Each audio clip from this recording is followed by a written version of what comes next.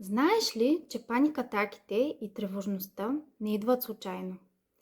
Но какво всъщност ни показват те и защо се появяват в живота ни? Истината е, че те са покана да се обърнем навътре към себе си, да чуем сигналите, които тялото ни изпраща. Паникатаките се появяват, когато дълго време сме живели под напрежение, което вече тялото ни не може да понесе. Когато потискаме и не изразяваме емоциите си. Когато пренебрегваме себе си и напълно сме забравили за истинските си желания. Когато се опитваме да контролираме всичко и не се доверяваме.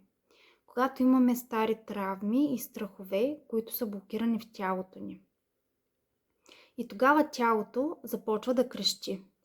Защото душата е шепняла твърде дълго, но ние не сме я чули.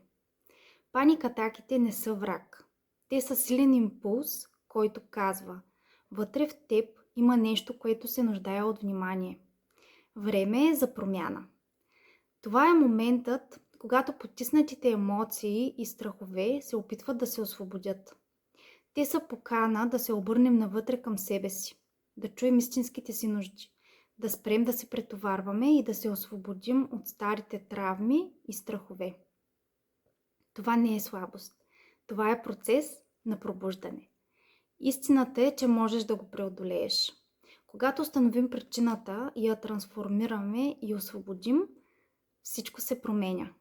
Дишането се успокоява, мислите се подреждат и тялото влиза в хармония.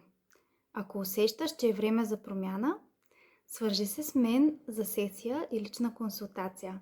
Ще се радвам да ти помогна.